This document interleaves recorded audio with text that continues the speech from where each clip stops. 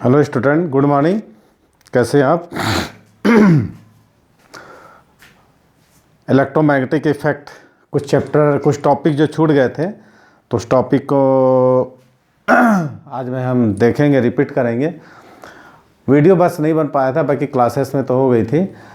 तो मैंने देखा इसमें वीडियो में अपने चैनल पर, तो इसमें नहीं बना हुआ था, तो हम आप लोगों की खातिर वीडियो को बना देते हैं। इसको देखिएगा, थोड़ा सा ध्यान में रखिएगा, पढ़िएगा। तो आज का हमारा टॉपिक है लॉरेंज फोर्स। लॉरेंज फोर्स है ना। लॉरेंज नाम के साइंटिस्ट ने इस पर रिसर्च करके इस थ्योरम को बताया था। तो इनको जो है लॉरेंज साहब को 1902 में इनको नोबेल पुरस्कार भी मिला था, है ना। तो जैसे कि डायग्राम मैंने बना दिया है, डायग्राम को मैंने पहले से इसलिए बना दिया है कि इसमें टाइम वेस्टिंग ना हो, तो कि कम से कम 2 मिनट 3 मिनट से 5 मिनट तो डायग्राम को बनाने में अच्छे से लगता ही है। तो ये 2-3-5 मिनट की वीडियो जो थोड़ी सी शॉर्ट हो जाएगी। ज़्यादा लॉन्ग वीडियो से क्या होता है कि बोरिंग हो जाते हो आप लोग भी। वैसे कि पूरा चीज़ को देखना चाहिए कि डायग्राम कैसे स्केचिंग कर रहे हैं, किस डायरेक्शन में कर रहे हैं। लेकिन कई लोगों को ये था कि सर वीडियो लंबी हो जाती है, इसलिए मैं डायग्राम को पहले से शो कर दिया। इसमें आप देख लो चार्ज पार्टिकल मैंने या तो प्लस होगा या तो माइनस होगा। यहाँ तो पॉजिटिव चार्ज पार्टिकल, यही पॉजिटिव चार्ज पार्टिकल किसी मैग्नेटिक फील्ड में मोशंस करता है ना, तब क्या होता है उस पर जो फोर्स लगता है, when the charge particle motion in magnetic field then applied force due to magnetic field known as Lorentz force. इसी को लॉरेंज साहब ने अपने थ्योरम के फॉर्म में दिया था। तो इसको आज हम देखेंगे। आप लोग देख रहे हो कि ये कोई मैग्नेटिक फील्ड है। मैग्नेटिक फील्ड का डायरेक्शन कैसा, ये XYZ को फ्रेम है, इसमें कोई मैग्नेटिक फील्ड है। इसमें हम ऐसा भी देख सकते हैं कि मान लो कोई करंट कैरिंग कंडक्टर किसी मैग्नेटिक फील्ड में रखा हुआ है, तो उसकी वैल्यू कितनी होती है, F=ILB sin थीटा। अगर मान लो कोई चार्ज पार्टिकल, कोई आवेशित कण उसमें छोड़ दिया जाए, तो ये चार्ज पार्टिकल क्या करेगा, मोशन करेगा। अब मान लो ये करंट कैरिंग कंडक्टर है, उसकी लेंथ कितनी है, L है। इससे भी फार्मूला डेडमेट होता है। मान लो ये करंट कैरिंग कंडक्टर पर जो फोर्स लगता है ILB sin थीटा। ये जनरली ऐसा भी बन सकता है, कोई करंट कैरिंग कंडक्टर किसी यूनिफॉर्म मैग्नेटिक फील्ड में रखा हुआ है, तो उस पर फोर्स लगता है। कहने का मतलब जो फोर्स किस पर डिपेंड करेगा, magnitude of current, length of conductor, और ये मैग्नेटिक फील्ड पर और उसके एंगल पर, है ना। मैग्नेटिक फील्ड और करंट कैरिंग कंडक्टर के बीच जो एंगल सबटेंड हो रहा है उस पर डिपेंड करेगा। तो ये इससे एक फार्मूला जनरेट होता है। इसका एक अलग से टॉपिक लेके मैं बता दूंगा। अभी सिर्फ हम लॉरेंज फोर्स को देखेंगे। इससे भी हम बना सकते हैं, हमने कहा। मान लो कोई इस करंट कैरिंग कंडक्टर पर कम चार्ज पार्टिकल रख देते हैं, तो वो क्या करेगा, मोशन करेगा। इफ द वेलोसिटी v, तो v=L/t है। What is L? L is the length of conductor taken time t, तो L=vt, है ना। अब मान लो कोई कंडक्टर मूविंग चार्ज, मैंने चार्ज जब कोई मोशन करता है, तो हमने पिछला एक चैप्टर देखा था current electricity, moving charge produce electric current, गतिमान आवेश विद्युत धारा का निर्माण करता है। तो I=Q/T। जब इसमें हम क्या करते हैं, ये L और I की वैल्यू को पुट कर देते हैं, तो F=I की वैल्यू कितना था हमारे पास, Q/T, और L की वैल्यू कितनी थी, Vt, और B तो वैसे ही रहेगा sin theta. Okay, T cancel होगा, तो F की वैल्यू हमको मिल जाएगी QVB sin थीटा। तो जनरली ये फार्मूला भी जनरेट करते हैं लोग, ऐसे फार्मूला भी निकालते हैं। तो ये भी एक मेथड सही है। मैंने आपको जल्दी में शॉर्टकट में बता दिया, ऐसा भी कर सकते हैं। बट हम इस फॉर्म में इसको देखेंगे, एग्जाम में ऐसा लिखना है तो, कि मान लो कोई फ्रेम है, इसमें मैग्नेटिक फील्ड किस डायरेक्शन में है, इसको मैं लेता O, मैंने Y डायरेक्शन में। तो इसमें कोई चार्ज पार्टिकल +Q रखा हुआ है। तो ये क्या हो रहा है, ये जो परपेंडिकुलर है, ये जो मैग्नेटिक फील्ड के परपेंडिकुलर, ये अपने कंपोनेंट डिवाइड कर दें और एक पैरेलल कंपोनेंट डिवाइड करते हैं। कहने का मतलब होता है कोई चार्ज पार्टिकल रखा हुआ है एट पॉइंट O पर, और ये क्या करता है, थीटा एंगल पर मोशंस कर रहा है। क्या कहा मैंने, when any charge particle placed at point O in magnetic field, ठीक है, देन ये चार्ज पार्टिकल क्या करेगा, मैग्नेटिक फील्ड में रखने से motion start to motion in and subtended to angle theta from magnetic field B, है ना। कहने का मतलब है, इसको एक बार देख लीजिए, डायग्राम बना लीजिए। जब कोई आवेशित कण किसी चुंबकीय क्षेत्र में गति करता है तो उस पर एक फोर्स वर्क करता है ना। इसको हम लॉरेंज बॉल फोर्स कहते हैं। मान लो एक चार्ज पार्टिकल है जिस पर चार्ज कितना है, क्यू है, यूनिफॉर्म मैग्नेटिक फील्ड है ना, बी में मैग्नेटिक फील्ड बी से कितना एंगल सबटेंड कर रहा है, थीटा एंगल सबटेंड कर रहा है ना।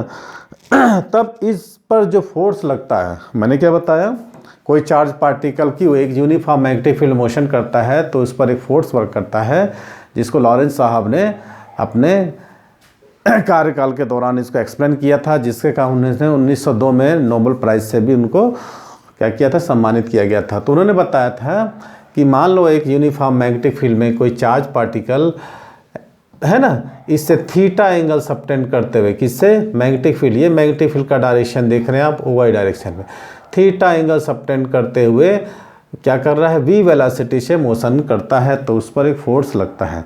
ठीक, इस फोर्स की वैल्यू जो होती है कितने कारक पर डिपेंड करती है, अब देखते हैं। नंबर 1, सबसे पहले जो होता है, ये जो फोर्स होगा ये मैग्नीट्यूड ऑफ चार्ज, ओके, पहले किस पर डिपेंड करेगा,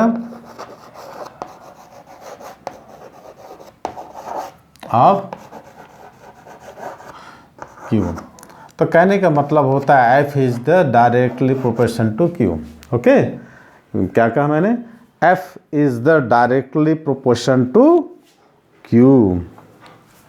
मिटाने का डस्टर कहा, f is the directly proportional to q, लिख दिया मैंने।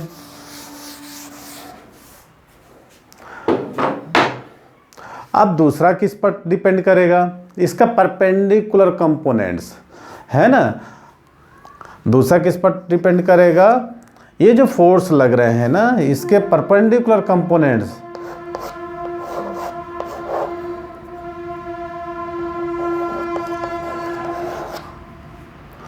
ओके। ये जो फोर्स लग रहा है ना, ये जो फोर्स लग रहा है, ये किस पर परपेंडिकुलर लगेगा, परपेंडिकुलर कंपोनेंट, मैंने दो कंपोनेंट डिवाइड किया था ना।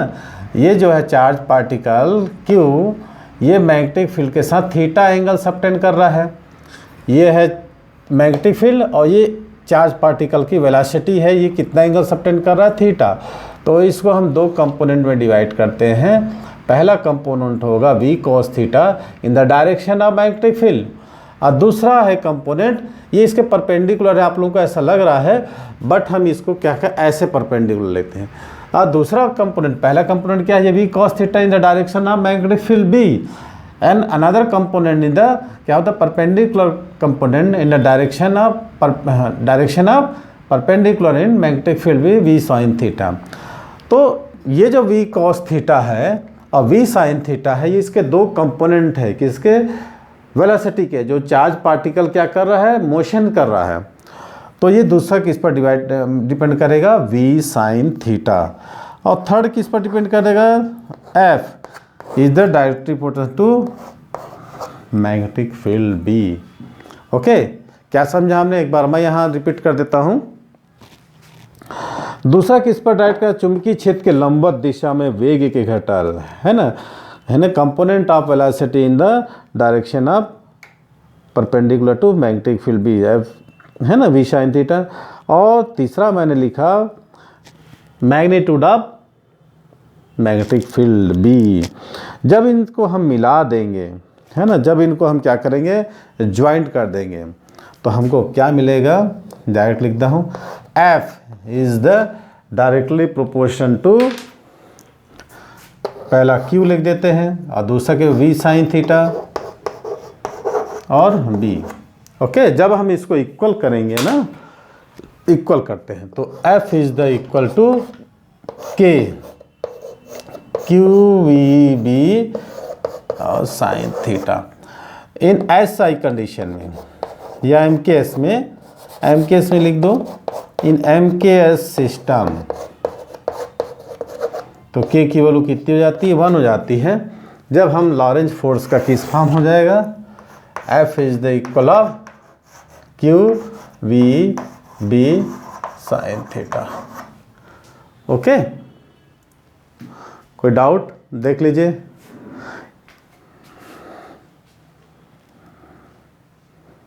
ओके। अब ये वेक्टर फॉर्म में ये जाएगा F इक्वल टू क्यू, है ना, v b sine theta. What is v? V is the velocity and b is the magnetic field. हमने पहले ही बताया था a cross b equal to क्या होता है, ए बी साइन थीटा। तो यहाँ पर F इक्वल टू हो जाएगा क्या हमारा, Q और V क्रॉस B। ओके, ये हो गया हमारा वेक्टर फॉर्म में। क्या हो गया, ये हमारा वेक्टर फॉर्म में निकल गया।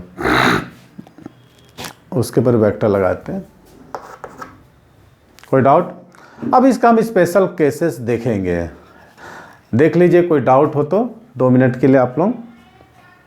अब इसके लिए स्पेशल केस देखेंगे। केस फर्स्ट है। केस फर्स्ट में हम क्या देखेंगे, if magnitude of velocity 0, it means that if charge particle in rest form में then force equal to 0, it means that moving charge it produce force. Case first क्या लिखेंगे, case first.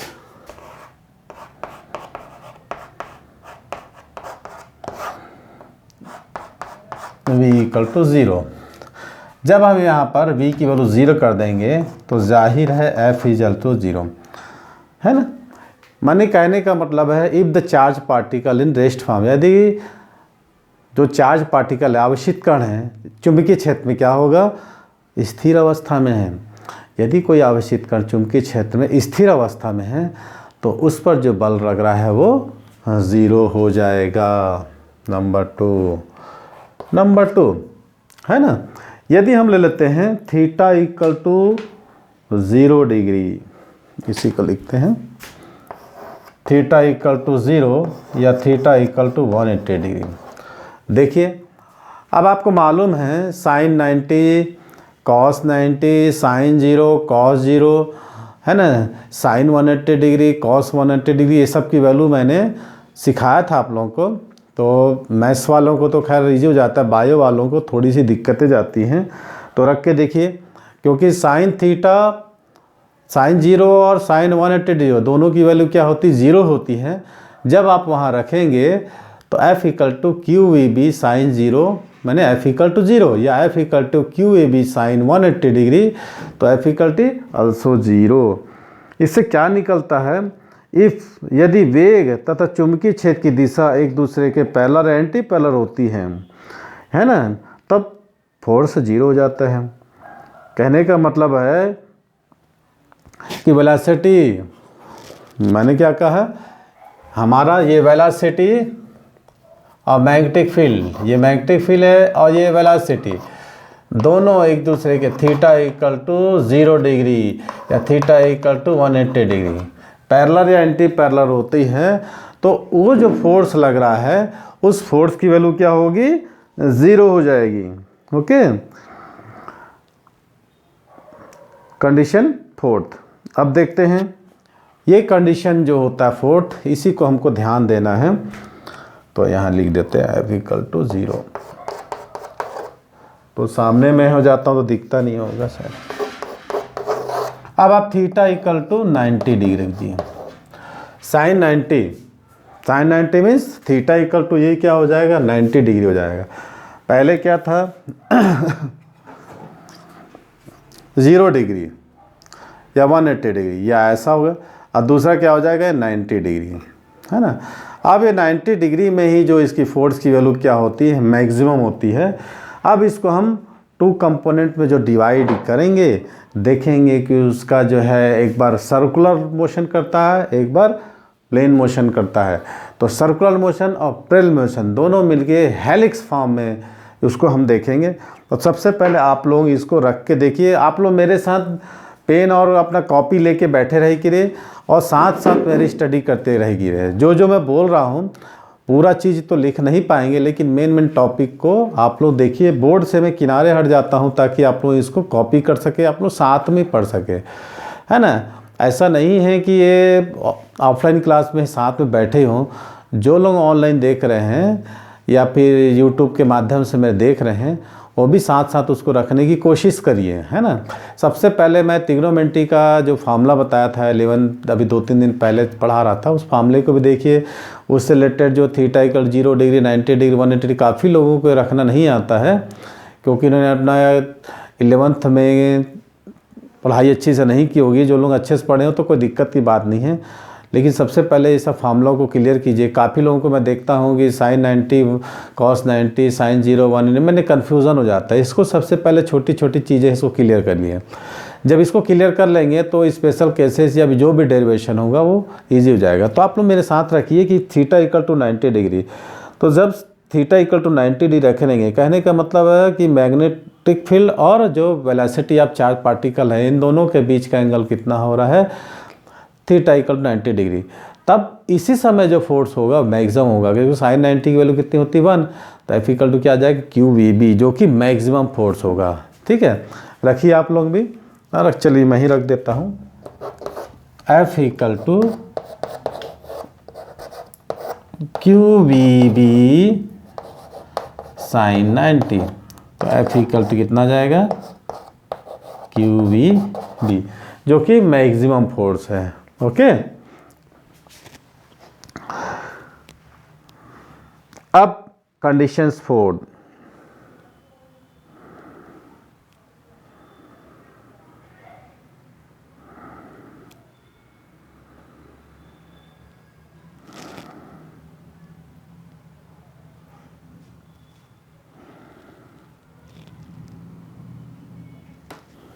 Okay, fourth component देखते हैं।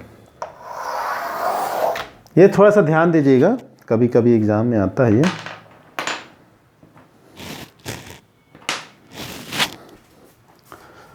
If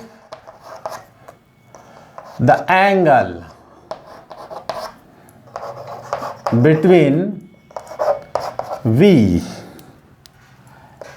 and B कितना हो जाएगा, B theta, है ना। Then we have divided to components. Component first लिख लेते हैं, component V cos theta in the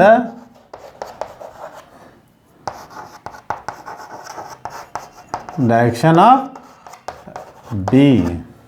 okay, तो इस कंडीशन में हम रखते हैं तो ये 0 हो जाएगा, फोर्स F इक्वल टू 0 हो जाएगा, है ना। तो इसमें जो वाला इसका पाथ जो होगा, इस कंडीशन में जो पाथ होगा चार्ज पार्टिकल का, ये क्या होगा, straight line, straight line, sorry line लिख दिया। नंबर 2, दूसरा कंपोनेंट कौन सा था, perpendicular component, component V sine theta in perpendicular to B, है ना। तो ये क्यों होगा, इन दिस कंडीशन में F की वैल्यू क्या हो जाएगी, मैक्सिमम हो जाएगी। This are equal to QVB, और इसका जो पाथ होगा ये कैसा होगा, सर्कुलर हो जाएगा। ठीक है, इसका पाथ कैसा हो जाएगा, सर्कुलर पाथ मोशन करेगा। मैंने क्या किया, यदि ये मैग्नेटिक फील्ड B है ना, if the charge particle motion, ये रखा हुआ है यहाँ पर, ये क्या कर रहा है, मोशन कर रहा है, और ये मैग्नेटिक फील्ड के साथ कितना एंगल सबटेंड कर रहा है, थीटा इक्वल टू 0 डिग्री। पहले मैंने theta equal to 0, sorry theta equal to, पहले देखते हैं, पहले थीटा इक्वल 0 डिग्री रखे, फिर थीटा इक्वल टू 180 डिग्री, और फिर V इक्वल टू 0 रखें। तो अपने कंडीशन हमने देखा। अब हम क्या करते हैं, मान लो थीटा सर रखते हैं, तो इसमें 2 कंपोनेंट डिवाइड करते हैं, V cos थीटा और V sin theta. V cos theta में हम 0 रख देते हैं, है ना। तो ये जो कंपोनेंट है V cos थीटा, इसके कारण क्या हो जाएगा, इसका पथ होगा स्ट्रेट लाइन है, क्योंकि इस पर जो फोर्स लग रहा होगा 0 होगा। और दूसरा कंपोनेंट है V sin थीटा, इसमें जो इसकी जो फोर्स होगी वो होगी मैक्सिमम हो जाएगी, क्योंकि थीटा इक्वल टू 90 डिग्री में कॉस और साइन की वैल्यू क्या होती है, 0 90 डिग्री होती है, वो 0 और 1 होती है। जब इसकी वैल्यू पुट करेंगे तो ये जो फोर्स होगा एक बार 0 हो जाएगा, एक बार मैक्सिमम जाएगा। जब फोर्स की वैल्यू 0 हो जाएगी तो वो ये जो चार्ज पार्टिकल है कैसे करेगा, स्ट्रेट लाइन में मोशन करेगा। और जब फोर्स की वैल्यू मैक्सिमम हो जाएगी तो ये क्या करेगा, सर्कुलर फॉर्म में मोशन करेगा। अब इन दोनों का जब हम कंबाइन करते हैं, स्ट्रेट लाइन और सर्कुलर लाइन, तो ये जो चार्ज पार्टिकल है इसका जो मोशन हो जाएगा ये हेलिक्स फॉर्म में।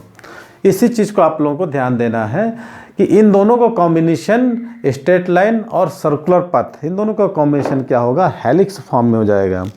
ओके, माने इन दोनों का रिजल्टेंट एक कुंडलिनी बोलते हैं हिंदी में, और इनका पथ कैसा हो जाएगा, हेलिक्स फॉर्म में। और इसका axis parallel to magnetic field.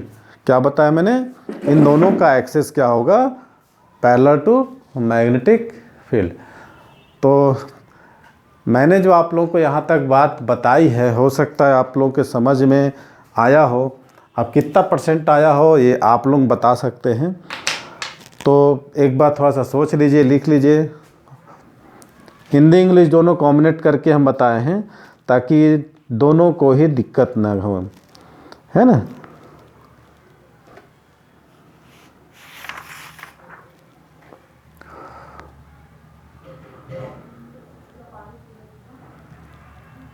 इसके बाद हम इसका निकालेंगे यूनिट एंड डायमेंशन फार्मूला, और उसके बाद हम देखेंगे इसकी डायरेक्शन, दिशा।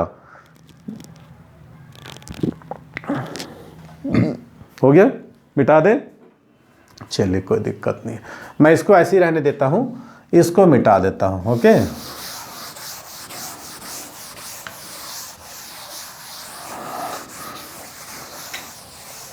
नाइट की क्लास है इसलिए थोड़ी सी लाइटिंग में प्रॉब्लम हो सकता है। अब देखिए, f is equal to q v b sine theta. Sine theta क्या है, डायमेंशनलेस फार्मूला। तो हम को निकालना है मैग्नेटिक फील्ड बी यूनिट। तो बी इक्वल टू हो जाएगा हमारा एफ अपॉन क्यू वी। ठीक है, तो ये क्या होगा, न्यूटन। इसका एम्पियर इंटू मीटर। इसका velocity distance upon time, metre upon second. तो क्या हो जाएगा, सॉरी ये सेकेंड होगा, ए इंटू टी, ऐसा है ना, सेकेंड पे सेकेंड है, सेकेंड कट जाएगा। तो इसका क्या हो जाएगा हमारा पर, newton upon ampere into metre. इसको ऐसे भी लिख सकते हैं, newton upon ampere into metre. तो newton upon ampere into metre, ये इसका क्या आ जाएगा हमारा, मैग्नेटिक फील्ड का यूनिट। क्योंकि इसमें क्या हुआ, चार्ज का ampere into second, charge I equal to Q upon T, तो Q equal to I into T. I ampere current का, समय का सेकेंड में, तो एम्पियर इंटू सेकेंड। और ये जो वेलोसिटी था उसका डिस्टेंस अपॉन टाइम, तो मीटर अपॉन सेकेंड, सेकेंड से कट गया तो एम्पियर इंटू मीटर हो गया। अब इसका हम डायमेंशनल फार्मूला निकालेंगे। डायमेंशनल फार्मूला को मैं येलो चार्ट से निकाल रहा हूँ। तो जो फोर्स का डायमेंशन फार्मूला होता है MLT-2, और क्यू का क्या होता है, एम्पियर इंटू टाइम को सेकेंड, और इसका होता है LT-1। ओके, अब देखिए ये L कैंसिल हो गया, ये T1 और -1 ये भी कैंसिल हो गया, 0 हो गया। तो हमारा M L0 T-1 और A-1, ये हमारा क्या निकल गया, इसका डायरेक्शन निकल गया। ठीक, इसको आप लोग कॉपी कर लीजिए, स्क्रीनशॉट लीजिए, फोटो खींच लीजिए, जैसा भी आपको करना है। अब इसका हम डायरेक्शन निकालेंगे। तो डायरेक्शन निकालने के लिए सबसे पहले हमको दो नियम है इसका। पहला है right hand palm rule, okay, number 2, और दूसरा है फ्लेमिंग के फ्लेमिंग्स लेफ्ट हैंड रूल। अब आप लोग देखते जाइए। अब आप एक काम करिए, अपने दाएं हाथ की हथेली को हम इस प्रकार फैलाते हैं, फैलाइए, है ना, कि they are mutually perpendicular to each other. हमें कहने का मतलब होता है अपने दाएं हाथ की अंगुली को और अंगूठे को ऐसे करके फैलाना है। ऐसे फैलाइए, डायग्राम मैं इसलिए नहीं कराऊंगा, आप लोग थोड़ा देख लें, ये ऐसा। अब इसमें ये क्या होगा, ये अलग बताएगा, ये अलग बताएगा, ये अलग बताएगा। अब इस देखिए, आप हम क्या किए, stretch our right hand palm and thumb and they are mutually perpendicular to each other. अब क्या क्या शो करेगा, देखिए, यदि मैंने बताया ये जो आपका फिंगर है मैग्नेटिक फील्ड का डायरेक्शन, और अपना अंगूठा जो होता है ये जो पॉजिटिव चार्ज है ना, अंगूठा जो होता है डायरेक्शन ऑफ पॉजिटिव चार्ज, और ये मैग्नेटिक फील्ड का, तो ये जो होगा अपना फोर्स का डायरेक्शंस को दिखाएगा। ठीक है, क्या बोला मैंने, एक बार और सुन लीजिए। यदि आप अपने दाहिने हाथ की फिंगर और थंब, दाएं हाथ की अंगुली और फिंगर को इस प्रकार, दाएं हाथ की उंगली और थंब को इस प्रकार स्ट्रेच करते हैं कि ये दोनों एक दूसरे के परपेंडिकुलर हो। अब ये आपका ये जो फिंगर होता है, ये तो लिख रहे होंगे आप लोग, ये जो फिंगर है ये आपका डायरेक्शन ऑफ मैग्नेटिक फील्ड, और ये आपका जो थंब होता है ये डायरेक्शन ऑफ पॉजिटिव चार्ज। ये अंगूठा धनावेत की दिशा को, ये, और अंगुलियां मैग्नेटिक फील्ड को, दोनों एक दूसरे के परपेंडिकुलर है ना। तो आपका जो फोर्स लगेगा ये ऐसे लगेगा। ठीक, ये आपका जो फोर्स लगेगा ये ऐसे लगेगा। यही हमारा right hand rules number 2। Okay, तो लिख लीजिए, लिख के दिखाइए मेरे को कॉपी में। ओके,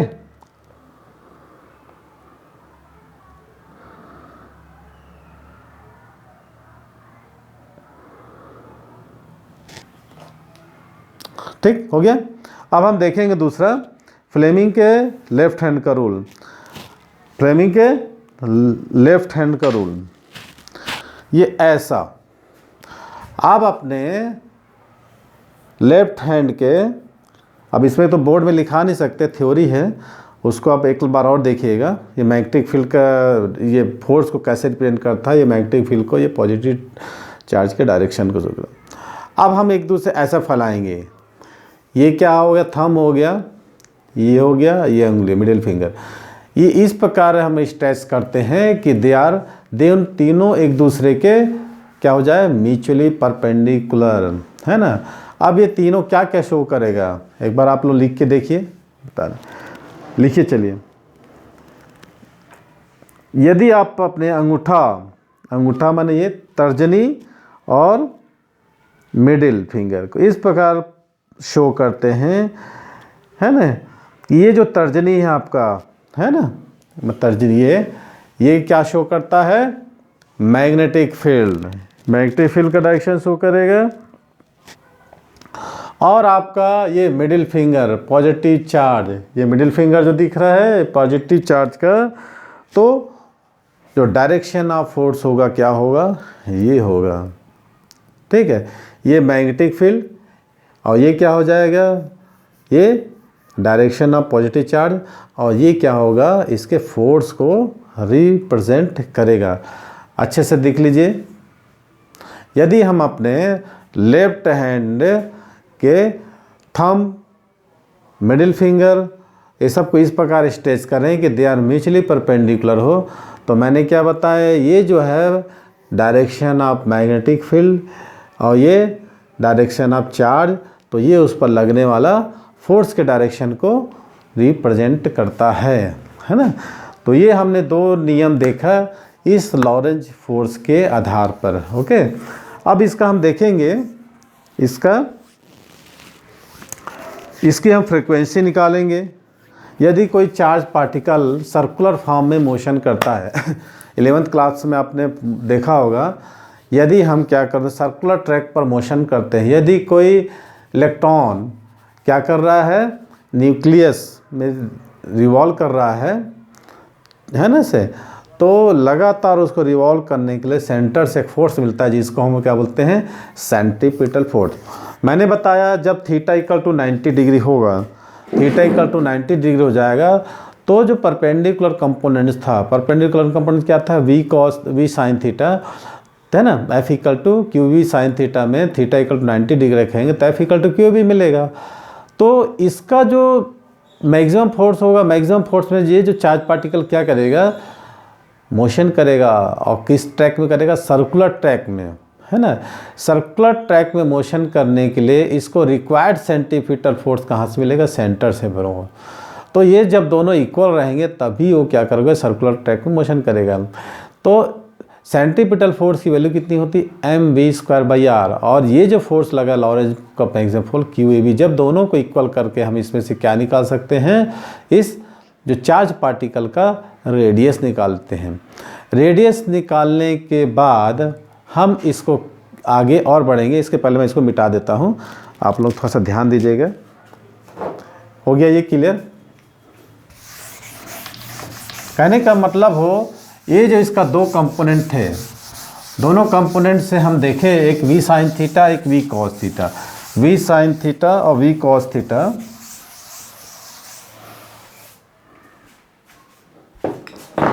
है ना।